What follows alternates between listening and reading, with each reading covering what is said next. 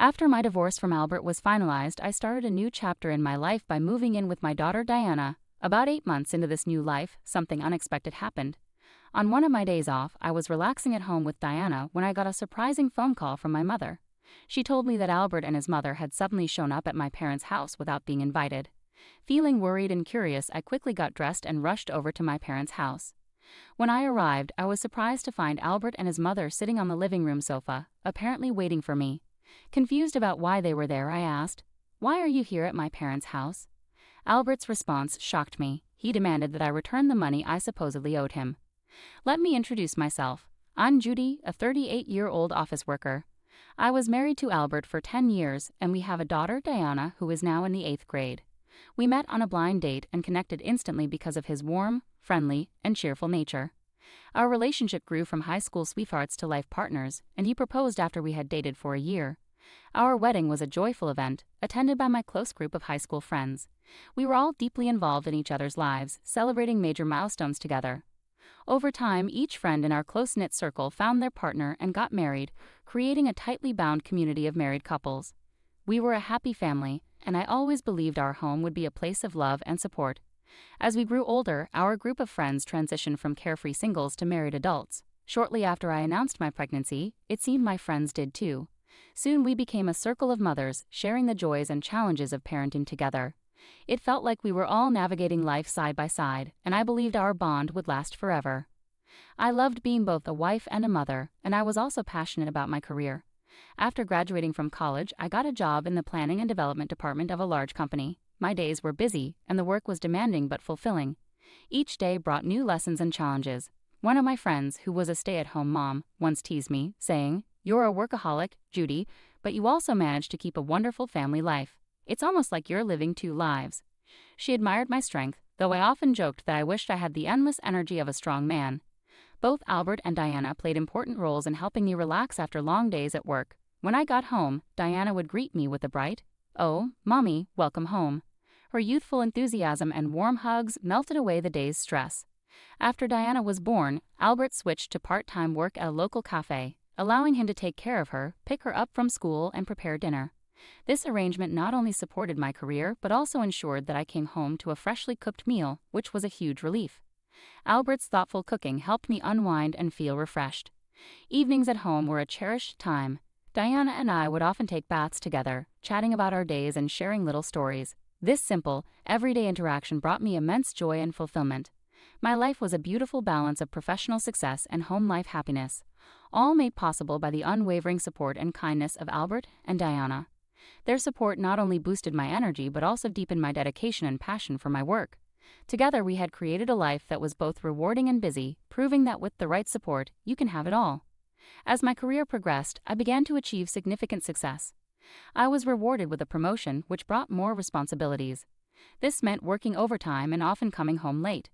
By this time, Diana had grown older and understood the demands of my job better, so she was able to manage more on her own. Meanwhile, Albert also increased his hours at the cafe, becoming more involved in the world of coffee. Recently, I started exploring different coffee shops, enjoying their unique beans. Today, I even brought home some coffee beans and cakes from a new bakery I found. I suggested we enjoy them together with some coffee, excited to share this with Albert, who had become passionate about roasting and experimenting with different types of beans at his job. This made the coffee he brewed at home exceptionally good. Albert and Diana were both very supportive of my dedication to my career, but despite their understanding, I began to notice a growing distance within our family. The first sign that something was wrong came when Diana approached me with a concern. "What's up? You wanted to talk about something?" I asked her. "The other day, when I went to see a movie with friends, I saw Dad with another woman," she said, her voice uncertain. I was shocked by her words. Diana continued, "They weren't holding hands or anything, but they seemed quite close.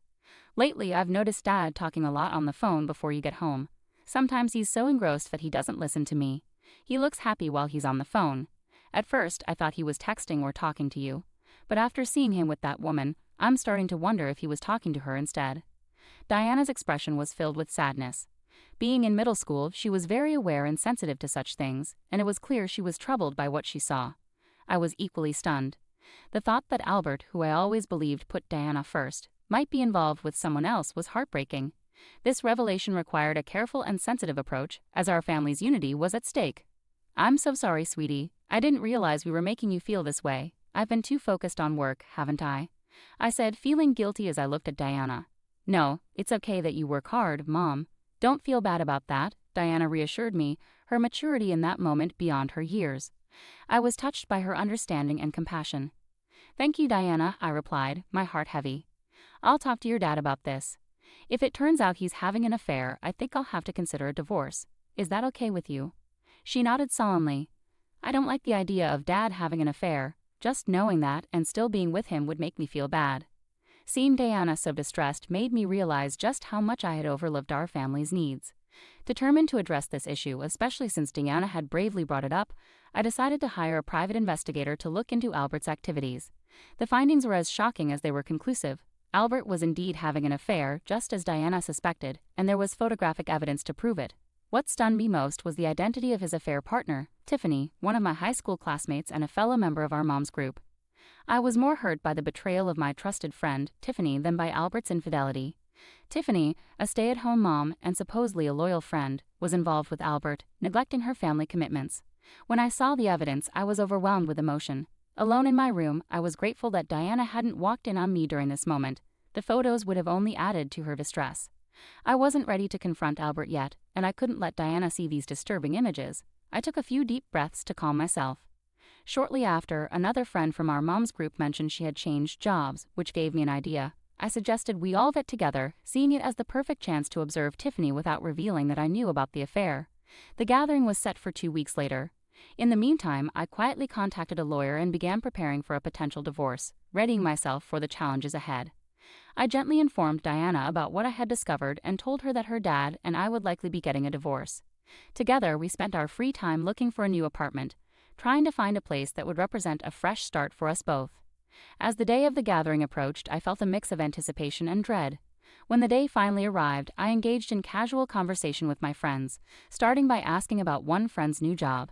We all shared updates on our lives, and Tiffany seemed unaware that I knew her secret. During the conversation, she complained about her routine life, saying, "I'm just a housewife stuck in the same routine, unlike all of you who have careers." "You don't have to work because your husband supports you," another friend pointed out. "I do appreciate my husband," Tiffany replied, "but sometimes I feel a little bored." At that moment, I decided to address the elephant in the room. "So is that why you're having an affair with other people's husbands?" I asked, turning directly to Tiffany. The room fell silent, and the casual atmosphere quickly shifted to tension. "Judy, what do you mean by that?" Tiffany stammered, her face turning pale. "It seems that Tiffany is having an affair with my husband, Albert," I said plainly. "What? No way. You must be joking," another friend interjected, trying to defend Tiffany. Tiffany tried to deflect. "That's right, Judy. What are you talking about all of a sudden? You must have confused me with someone else." "Oh, really?" I countered, my voice steady. "Then why don't you all take a look at this?" I reached into my bag, pulled out the photos, and spread them out on the table for everyone to see. The room erupted into gasps of disbelief. "Oh my gosh!" they exclaimed, turning to Tiffany for explanations. Tiffany, clearly caught off guard and unable to deny the evidence in front of her, covered her mouth with her hand. "I'm sorry," she began, her voice trembling. "I happened to walk into the cafe where your husband works. I didn't know he worked there at first, but then I started going there regularly. My husband provides for me, but he's been neglecting me since we got married. I was feeling lonely," Tiffany continued, tears forming in her eyes. Despite her emotional response and attempts to explain her actions, the betrayal cut deep. An affair, especially with a friend's husband, was a breach of trust that was hard to forgive. Her reasons might explain her actions, but they didn't excuse them. The revelation was painful but necessary, confirming the reality I had begun to suspect and reshaping the dynamics of our friendships and personal lives. Throughout the confrontation, I maintained my composure, unaffected by Tiffany's tears. "I'm sorry to everyone else here, but Tiffany, I need to let you know that I will be seeking alimony from you," I announced firmly. "I also took a formal step earlier today. I sent a certified letter to your mailbox. Your husband should have already seen it." Tiffany's face fell as she absorbed the seriousness of the situation. "Oh no," she murmured, a mix of worry and disbelief in her voice. "How could he do something so terrible?" she asked, still reeling from the shock. "It's far worse to have an affair with a friend's husband, especially when you're married and have a child," I replied, steady and resolute. "You need to face the consequences and make amends for your actions." Visibly shaken, Tiffany nodded in acknowledgement. One of my friends chimed in, "We really can't trust you anymore, Tiffany." With that, we left the restaurant, leaving Tiffany to deal with the fallout. Once I had dealt with Tiffany, it was time to confront Albert. I was certain Tiffany had already informed Albert about what had happened. When I arrived home, Albert was waiting at the door, panicked. "What have you done?" "I just got a call from Tiffany." "Are you making our affair public?" "How could you be so terrible?" he demanded. "You acted like a good husband, but you were cheating on me. And it's not just about Tiffany. How could you do that to her family?" I retorted. "It's ridiculous. It seems people who have affairs think that as long as the other person doesn't find out, it's not a big deal. But what you did was wrong, and it all needs to be revealed as part of your punishment. That's why I'm going to divorce you and seek alimony and child support." Faced with clear evidence of the affair, Albert couldn't deny the truth. He agreed to the divorce, though he was hesitant about the financial implications. However, after I hired a strong lawyer and made it clear I was ready to take the case to court, he finally consented to the financial arrangements. Following the divorce, Albert sold the house we had lived in and moved to a new apartment. I pursued and received alimony from both Albert and Tiffany, totaling $50,000 from each, and I also secured child support from Albert. Once everything was settled, Diana and I began our new life together. Though the ordeal was traumatic, it marked the start of a new chapter where we could seek peace and rebuild our lives. Over time, the emotional wounds from my divorce began to heal. However, about 8 months later, I faced a new challenge. One day, while enjoying a relaxed day at home with Diana, my peace was disrupted by an urgent call from my mother. She informed me that my ex-husband Albert and his mother had unexpectedly shown up at my parents' house and forced their way inside without permission. My father wasn't home at the time, so my concerned mother quickly called me. I hurriedly prepared myself and went over to my parents' house. Upon arriving, I found Albert and his mother sitting nonchalantly on the living room sofa as if they belonged there. Confused and alarmed, I asked, "What are you both doing here at my parents' house all of a sudden?" Albert's response was shocking. He demanded, "I want you to give me back the money you owe me." "Huh? I never borrowed any money from you," I replied, perplexed. He retorted, "I paid $25,000 for our wedding, remember? You were in charge of the wedding, so that money was lent to you. Now that we're divorced, you're claiming it was all a fraud. Honestly, I could sue you for marriage fraud, but for now, all I want is that $25,000 back as a settlement." This unreasonable request took me aback. His mother also chimed in, insisting that I pay him as soon as possible. It became clear that Albert was struggling financially, which might have been driving his irrational demands. He had taken a full-time job at the cafe where he used to work part-time, but the pay was modest. Firmly, I reminded him, "We were both equally involved in the wedding, and I paid more of our living expenses than you did. The $25,000 is just a small part of what I contributed. Don't bother me with such unreasonable demands." As the tension escalated, they refused to leave. Just then, my father arrived, having been alerted by my mother. "What are you guys doing here?" he demanded sternly. Albert repeated his claims to my father, who, although usually calm, was visibly furious and shocked by Albert's audacious demands. "It's your fault for having an affair in the first place. If you're going to make such outrageous demands, get out of here," my father asserted, trying to expel them from the house. In a desperate turn, Albert fell to his knees and begged, "Please, Judy, lend me money. Not only are you demanding alimony, but Tiffany's husband is also after me, and I can't afford it. Even $6,000 would help." It was disheartening to see him in such a state, begging for money. However, I responded firmly, "No, I can't do that. Go home." The situation highlighted the deep desperation Albert was experiencing, but it also reaffirmed my resolve to maintain boundaries and protect my family's peace. As the situation with my ex-husband and ex-mother-in-law escalated, my father intervened, suggesting he'd handle it. "Fine, I'll get the money. Just wait here," he said calmly and walked to another room. Curious, I followed him.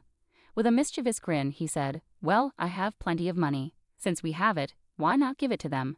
He opened the closet and pulled out some cash, creating a sense of suspense. "I wonder how this will play out," I mused silently. My father then put the bills into an envelope and handed it to Albert. With faces lit up with satisfaction, my ex-husband and ex-mother-in-law left with the envelope, thinking their plan had worked. As soon as they stepped out, I locked the door behind them and made a quick call to the police. It didn't take long for Albert and his mother to realize the money was fake. They rushed back, pounding on our door in anger. "Hey, what's going on? This is monopoly money. I don't want this fake cash," Albert shouted, his voice thick with fury. I couldn't help but laugh as I responded through the door, "Since we have so much of it, I thought I'd share it with you." Albert's frustration peaked, and he began banging even harder, now kicking the door with his feet. Their actions only escalated the situation further. As Albert and his mother wreaked havoc on our door, the police arrived and caught them in the act. The scene drew the attention of the neighbors, many of whom witnessed their arrest. In the end, not only did Albert not get any money, but he was also fined for the disturbance and had to cover the damage to our front door. Ironically, one of the bystanders was a regular at the cafe where Albert worked, and word of his antics spread quickly. As a result, Albert lost his job and struggled to find new work.